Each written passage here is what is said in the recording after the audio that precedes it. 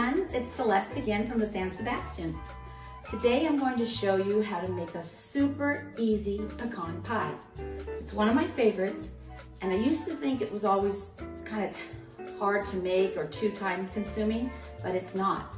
So let me show you the trick to make an easy one. I have all the ingredients out already. Of course, I will give you all the directions. They'll be at the end of the video, and also we can hand them out at your communities if you would like the recipe. Okay, here we go. First you start with a frozen, uncooked pie crust. Easy. Take that stress away from you. It's gonna be delicious. The simple ingredients, you throw all into one bowl. Brown sugar, it's about 1 cup. Half a cup of granulated sugar. A tablespoon and a half of flour. That's it.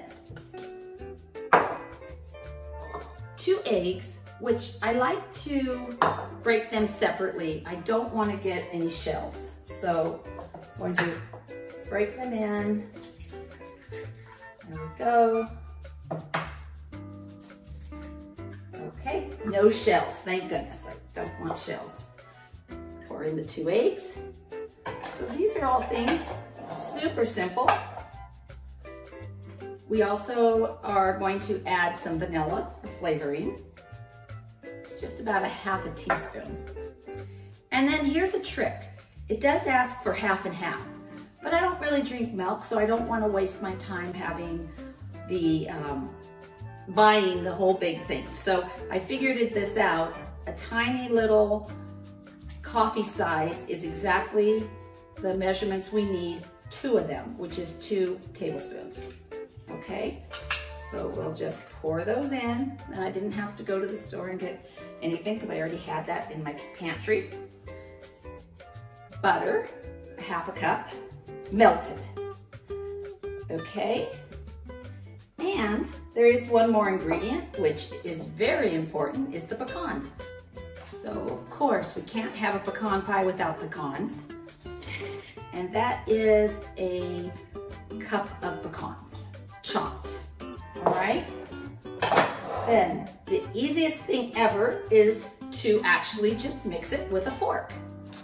Simple, just mix it and you can kind of see what I'm doing. Just simplest thing, mix it up really nice, but it doesn't need the blender, which is great. You use one less thing to wash.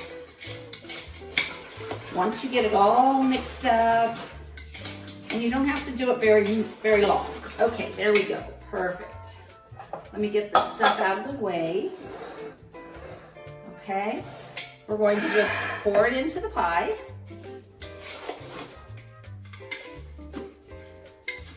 Okay, there we go. If you have a spatula, that's, you could, but why make another thing dirty? I think we can work this out just enough. Okay, perfect. So now we have our ingredients in the pie. Now a little trick I like to do, and it will keep your crust looking nice, is to put foil around it. Some of you may have the nice little cover that you can put on, but I just have foil, so I'm just going to tuck foil around so that I don't burn the crust.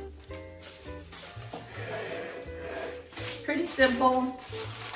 I know a lot of you out there have made more pies than I have, so if I can do it, you can do it. And it's really easy. Just a little story.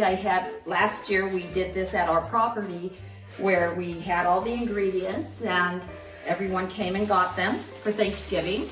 And I had a gentleman that has never baked in his life, and he did amazing. He came and said, wow, never thought I could make a pie, and he loved it. So we'll be doing it again this year. Okay, there it is, ready to go. I'm gonna stick it in the oven, and I'll be right back. Okay, the pie just came out of the oven. Well, actually, not just came out. Once it came out, I let it set for about an hour just to get it nice and cool, but this is what it's gonna look like. Nice and crispy on the top, and then the inside, when you first take it out, will be kind of jelly, but just let it set and it will get hard. And then once you cut into it, wrap it up tight and put it in the refrigerator to store. Okay, so I'm gonna cut a piece. Let's see how this, oh, that's working. I think it's turned out perfect. Get a little piece out of there.